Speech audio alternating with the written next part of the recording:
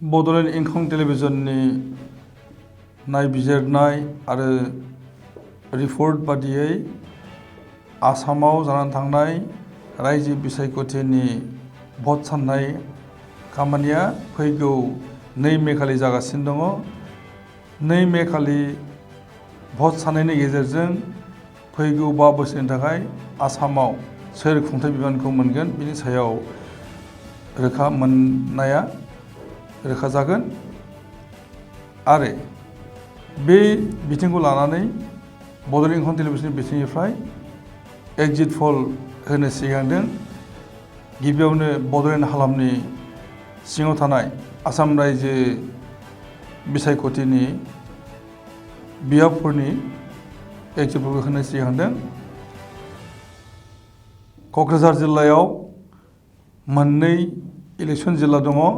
गसाइगाव आरो क'क्राझार। गसाइगाव इलेक्शन जिल्ला हिसाबै बेवहाय मोननै बियाब गोग्लैदों, गसाइगाव आरो सानजा क'क्राझार। गसाइगाव आरो सानजा क'क्राझार बियाब बेवहाय जोङो मोननो हादों। बेबायदिनो क'क्राझाराव जों मोनसे बियाब मोननो हादों, सानजा क'क्राझार, आरो चिराङाव मोनसे सिडली चिरां, बिजनीआव बिजनी, बेबायदिनो बाक्सायाव मुसलपुराव मोनथाम रायजो बिसायख'थिनि भट साननाया जागोन, तामुलपुर, बरमा आरो सापागुरि। उदालगुरियाव बेवहाय मोनगोन पानेरी, कलाइगाव, उदालगुरि आरो माजबाद। दा बेफोरखौ नायनानै मोननाय जादों जे गसाइगावआव BPF देरहानो थांगासिनो दङ, क'क्राझार सोनाब BPF, क'क्राझार सानजा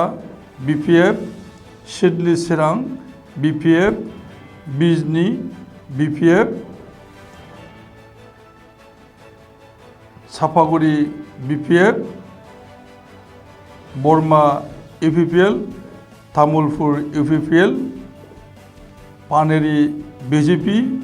कलाइगाव BPF, उदालगुरि BPF, माजबाद BPF। बे जाबाय बड'लेण्ड सिंनि रायजो बिसायख'थिनि एग्जिट पल। दानिया फारियै फोरमायलांनो नागिरदों। धुबुरीयाव गलगन्ज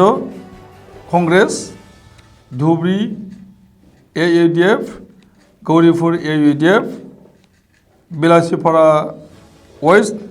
AIUDF, Bilasipara east AIUDF, north Abhayapuri Congress, south Abhayapuri Congress, Mankachar AIUDF, Salmara south Congress, Bongaigaon Congress, Dudhnai Congress, Goalpara east Congress, Goalpara west Congress, Jaleswar AIUDF, Baghbar AIUDF, Barpeta Congress, Chenga Congress, Jania AIUDF, हुरुखेत्री Congress, हरभग CPIM, Bhabanipur AIUDF, पाथासारकुसि Congress, Barkhetri Congress, Dharampur Congress, Nalbari BJP, Kamalpur BJP, Rangia CPIM, Dalgaon AIUDF, Mangaldai BJP, सिबाजार Congress. दानिया गुवाहाटी रुरेल, बक' कंग्रेस, सयगाव कंग्रेस, हाज' AJP, पलासबारि कंग्रेस, गुवाहाटी नोगोरमा Dispur Congress, Guwahati east BJP, Guwahati west BJP, Jalukbari BJP, Morigaon district, Jagiroad Congress, Laharighat Congress, Morigaon CPI, नगावनि Barhampur Congress, Batadrava Congress, Dhing AIUDF, Raha Congress Nagaon BJP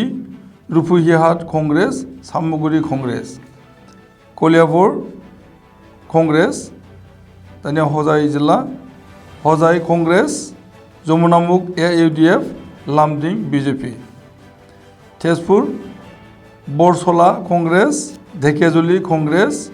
Rangapara Congress Sootea Congress Tezpur Congress Biswanath Chariali Behali BJP Biswanath BJP Gohpur Congress Lakhimpur Bihpuria Congress Nawbaisa BJP Lakhimpur BJP Dhakuakhana Congress धेमाजियाव BJP Jonai BJP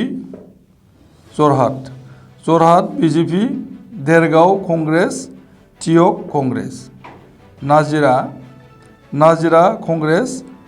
Shivsagar Amguri Congress Shivsagar रायजो दल थावरा Congress Titabar मरियनी Congress Titabar Congress Golaghat Congress खुमताय Congress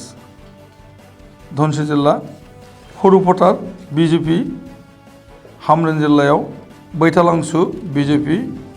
हाफ्लंआव BJP Diphu BJP Howraghat BJP Bokajan BJP Bokakhat AGP Charaideo Mahmora BJP Sonari Congress मार्घेरिटायाव BJP Dibrugarh जिल्ला Chabua AGP Dibrugarh BJP Duliajan AGP Lahowal BJP Moran Congress Naharkatia Congress Tingkhong Congress Tinsukia Digboi AJP Doomdooma Congress Tinsukia BJP Sadiya BJP माजुलियाव BJP दानिया Karimganj Badarpur AIUDF Karimganj north Congress Karimganj south Congress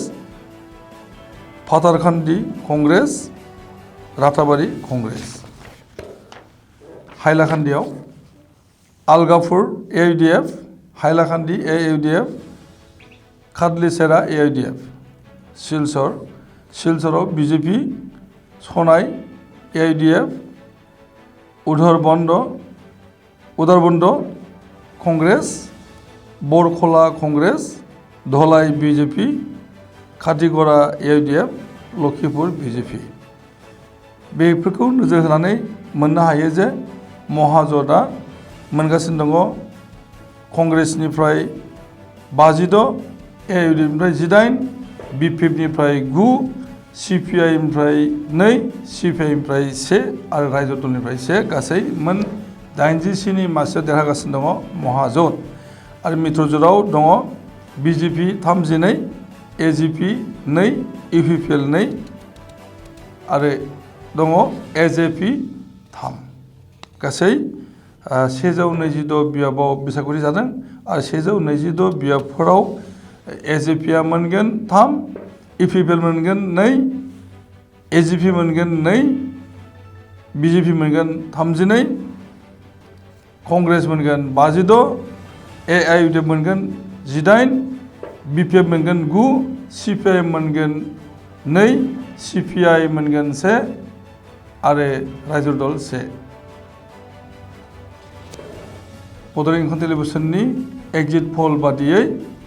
आसामाव महाजोतनि दैदेननायाव सरकार जागोन।